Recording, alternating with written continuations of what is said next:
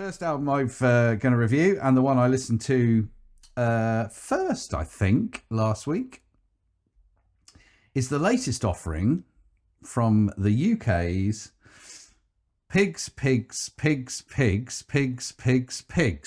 I had to use my fingers to count that. Pigs times 7. Pigs times 7. Who I'm sure many of you listening will have heard of. They've brought out a new album called Death Hilarious, which is on Rocket Recordings. Which I don't know that label. They've always been on Rocket Recordings, and I've got a funny feeling they might be Rocket Recordings. I'm not sure. I haven't checked that out, but I know that from the very first release, they've been on Rocket Recordings. Okay. Well, I'll see if it's from Newcastle, and you'll have your answer. Well, yeah. Oh, it could be a Newcastle. I don't know, but they've never moved. I mean, you'd think, you know, with the size they're getting. I mean, they're a decent size. A lot of people know them. Maybe they'd like to stay doing what they do. Maybe they're taking the KLF model of DIY. So they're from Newcastle on Tyne, as you just alluded to. They play psych stoner doom, I would call it. Yeah. For most of their career. They go on. A lot of people describe them as noise rock. No, I think I've listened to noise rock, and it's not. I think it's the vocal style that people pick up on and lump them as that. But I think they're heavier than that. I think they've got a real psych element to them. I think there's a lot of, we'll come on to the new album, but I'll give you a brief history of the band. But I think there's a lot of Iomi worship's been going on in there, certainly in their earlier albums. Yeah. They were formed in 2012, and so early albums were, and to be honest, there was Feed the Rats and King of Cowards, which I didn't listen to really until 2020 when Viscerals came out, which is the album that probably put them on everybody's radar. Yeah. Viscerals, if anybody remembers, had a cover that looked like a cross between a Monty Python Terry Gilliam job and was it like a brain on a plinth? Yeah, it was on a sort of concrete plinth, with a fork stuck in it, I think. Yes. Yeah. And an eye maybe on the end of the fork, possibly. It had kind of a Pink Floyd sort of feel to it as well. Yeah. Like a dirty Pink Floyd. Like dirty Pink Floyd. dirty Pink Floyd. And when that came out, I would say, so their earlier albums, Feed the Rats and King of Cowards, having gone back to them, were probably a bit more kind of outright gritty, punchy stoner rock metal. Visceral started to move them into there was kind of a lot of faster grooves on Viscerals. Yeah. Then they brought out Land of Sleeper in 2023, which I essentially feel sort of carried on where Viscerals left off. It was a similar sort of album. I think that's the album that really raised awareness for them. I think people got into them then. Yeah. And it's a great album. And they had some good festival slots on the back of it, like Arctangent, as where we saw them, I believe. It is indeed. And actually, I was very impressed with the live set, more so than I thought it would have been. I thought they were fantastic live, absolutely brilliant. However, now they've brought out this album called Death Hilarious, which, going back to what you just said, I would like to see this live more than anything they've ever done before. And I agree. Totally agree. I think this moves them. This is a definite shift in their career. They have taken a decision, I think, whatever that decision is based around, to write with more. This is probably their darkest album to date. Yeah. I think it's the heaviest as well. Their heaviest. But it's also, and you may disagree with me here, it feels like they've taken the kind of stoner doom sound, but they're playing it in places with what I would call old school punk attitude. Yeah. And I don't mean they're playing it loose. I mean, they're playing it to make an actual statement. Yes. Do you know, it's sort of similar to what you're saying. Mm. Do you know the band Idols? Who are a Bristol-based band? I do know the band Idols, who have done quite well. They're doing fairly okay. They've I think done all right. Yes. So people before have said to me that Pigs times 7 are similar in style to them, and I've never really agreed. Now, Idols are essentially a punk band. Yeah. Albeit they're pushing boundaries away from where you would traditionally think punk is. This album, I can totally see that comparison. Yeah. So I see what you mean when you say that it's more of a punky thing. Yeah. And I think when I talk about the tracks, you'll understand more why I'm saying it. There's an attitude to the lyrics as well. It's politically charged, yes, which is punk. Yeah. Really politically charged. Yeah. And I think this is honesty about the current time. I think they've written an album for now, looking at the world. They're not just worshipping Tony Iommi, smoking weed, and playing Sabbath songs really well. And they don't play Sabbath songs, but playing that kind of. They've actually thought, do you know what? We've got a bit of a message here. Yeah. And there's nothing wrong with that. That's brilliant. And I think they reach far beyond the kind of psych-stained Sabbath worship that maybe certainly their earlier albums bled into Viscerals and Land of Sleeper. Anyway, so the one thing I would say about this album, and you had the same thing, I know you did because we talked about it, is it takes a few listens to get into.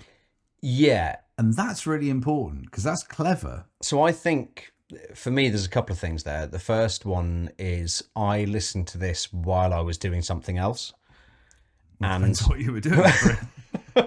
practicing my trapeze. I was playing the trumpet. I was working, so I was typing.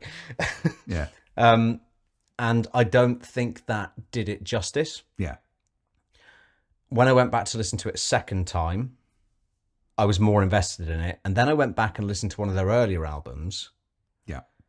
And then went back to this one. And that's when it really clicked. And I went, actually, where they are now compared to where they were previously, this is the best thing they've released, in my opinion. I absolutely agree. I definitely think this is the best thing they've released. Which, if you'd asked me after the first listen, I totally wouldn't have said that. No. So yeah, it's interesting. And we all know in history, in our lives, there are albums that you say are growers and albums that you say are immediate impact albums. Yeah. And I think this was definitely a grower. It took me, I listened to it a couple of times not on headphones, and then I went for a walk and listened to it on headphones, and it all came together. And I realised actually I'd been remiss in not believing what a great album it was.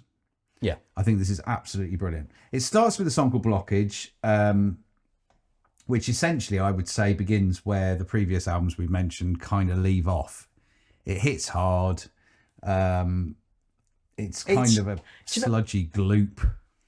It gave me Mastodon. Yeah, exactly. The opening track. Yeah, no, it does. Yeah, which I never got from their earlier albums. No, and that might also be in the production of this one because I think it's produced a lot better. I think it is produced way better, especially the vocals. Yeah, it is, and they're sat better in the mix. Yeah, 100%. But what I did say, although it kind of does bring in where Land of Sleeper left off, and it does sound a bit Mastodon and a bit Baroness as well, to be honest. I mean, both not bad things to sound like. Not at all. But the one thing I took, and again, this is my third listen, but the one thing I realised that track gives you that is not normally something you get from a Pigs album is you immediately realise there's a sense, and this isn't a bad thing to say, there's a sense of apathy in this album. And I mean apathy in its outlook on the lyrical content. Yeah. It's resigned to doom in a funny sort of way, and like the world is resigned to being doomed. It's lyrically, it strikes me as quite similar to what The Devil Made 3 did. Yes, yeah, because it's a view on the world, and it's not that we need to change this. View. It's almost like the world is fucked. Yeah, we're gonna have to deal with this.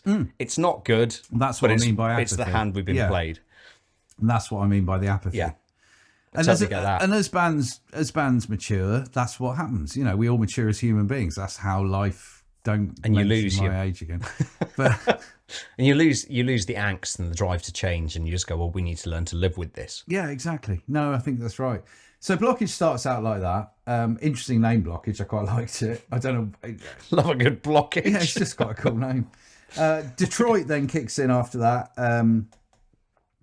And the reason I'm going through these tracks is because there's a really important thing that happens, and I'll only go through a short number of them. But Detroit is kind of a mid-tempo, again, sludgy, mastodon-y affair.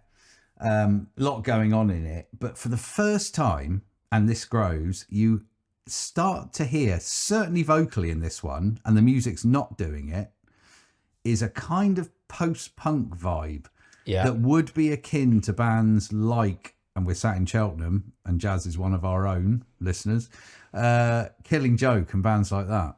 Yeah. The vocals start to really emulate that mid-80s or early 80s kind of post-punk feel.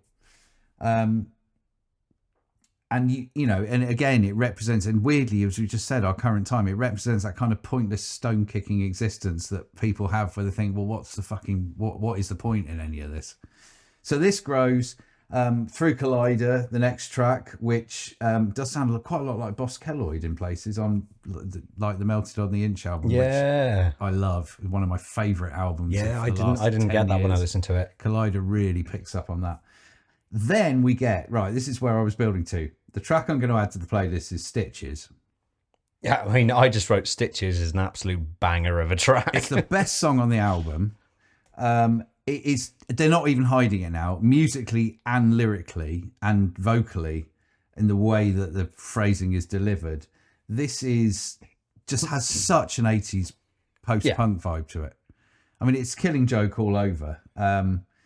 It would not be out of place on a 1988 left-wing party political broadcast. No, not at all. I mean, there's just got that feel about it. There's a bit of a resurgence of that whole genre at the moment. Yeah. There's a lot of bands coming up that are using that kind of, I don't know whether it's the musical side of it or the delivery of the vocals, which is almost spoken word, but shouting, and it's not rap, but it's, there's a lot of bands that are doing that now. There are. And it probably has something to say about the political landscape we're living in. I think it does. And I think I think this is, you know, it's funny how time, you know, as we say, time is a wheel that repeats itself. And we're back to 1980. Yeah. You know, people are pissed off. And this is the sort of music that will emerge. Funny you say rap, because obviously the next track, which is the centerpiece of the album, which is Glib Tongued, has ELP from Run the Jewels on it. Yes, it does.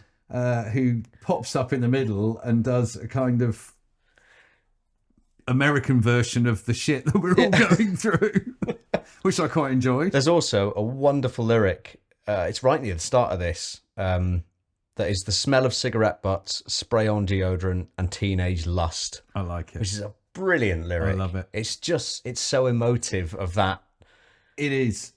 And the one thing I would say is really key about this song in particular, and I hope if Pigs Times 7 listen to this, I'm sure they intended to do this. They are trying to push their boundaries and be a bit different. The Glib Tongue starts off sounding a little bit new metal. I hate to say that. It's got this kind of sort of, it brings it in on that kind of, you know, sort of.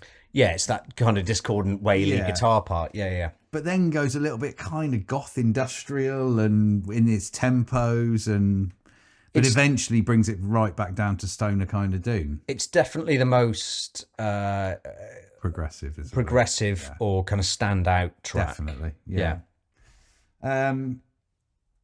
So yeah, and then, you know, there is some, not negatively. The Worm is cool. I like it. Yeah.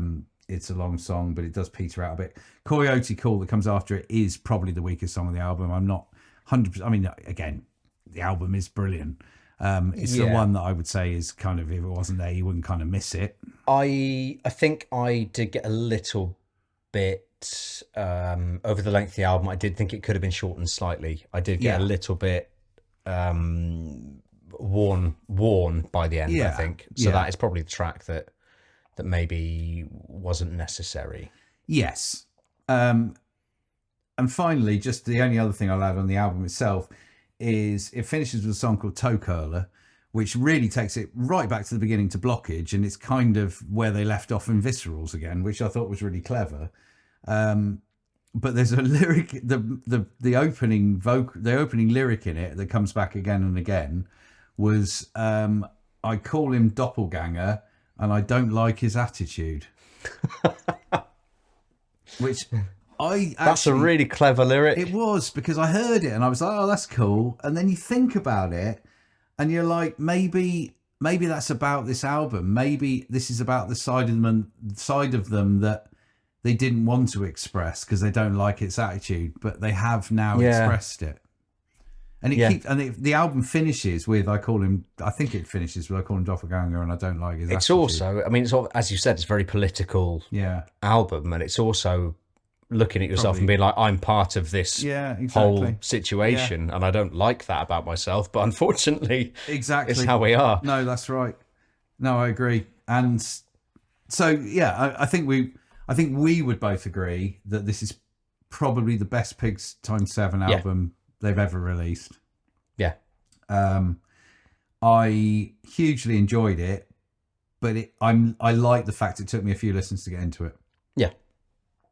And I would highly encourage everybody to go and listen to it. And if you didn't think you were hugely enjoyed listening to it the first time, go back and listen to it again. Yeah. No, definitely. So yeah, Pigs Times 7, Death Hilarious, which is a great title.